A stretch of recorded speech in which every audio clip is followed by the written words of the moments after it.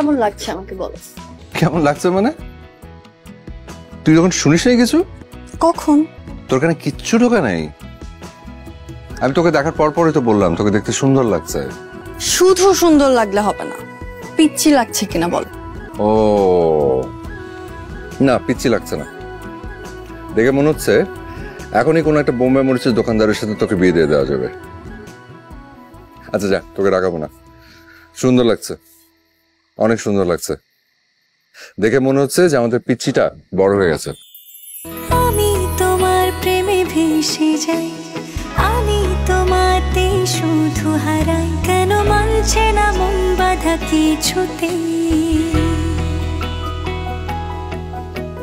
তুমি হঠাৎ এলে জীবনে, ফুল ফোটালে মনে গোপনে, আমি হচ্ছি পাগল তোমার প্রেমেতে। আমার কথা মিথ্যে নয়, আমি ভালোবাসি শুধু তোমাকে। আমার সকল প্রার্থনা, আমি চাই যে শুধু তোমাকে। আমার সকল প্রার্থনা, আমি চাই যে শুধু তোমাকে।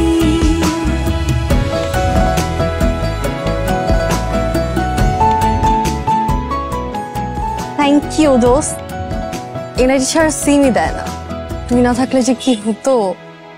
একটা সিক্রেট বলি, আমার ভাইয়ের না 3-4টা সিম, ওইখান থেকে একটা ম্যারেজ। এটা ভালো চুরি, খারাপ চুরি না। আচ্ছা সিম তো ম্যানেজ হলো, but phone. Wait, only message, ঠিক আছে না? পারফেক্ট।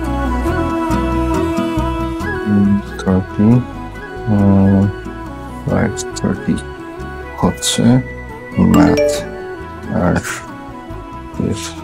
আর কতকাল সিঙ্গেল থাকবেন? স্ট্যাটাস চেঞ্জ করে ইন এ রিলেশনশিপ দেওয়ার সময় হয়নি আপনার? কে, কার নাম্বার এটা? নিশ্চয়ই কেউ ফাজলামি করছে। কল দিছে, ধর।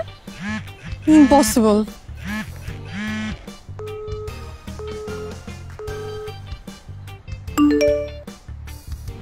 আমি বোবা, so no call, only text. What?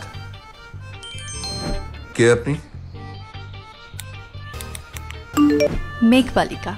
দূর, আন্দাজি বিরক্ত করতেছে কে যেন। কার নাম্বার?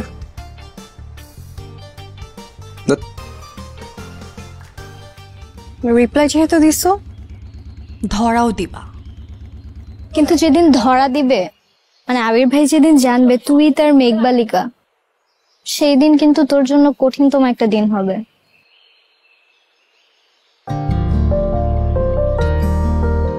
জানি, কিন্তু সেই দিনটা না আসলে আমি তার মেঘবালিকাও হতে পারবো না। আর আমি সেই দিনটার জন্যই ওয়েট করছি।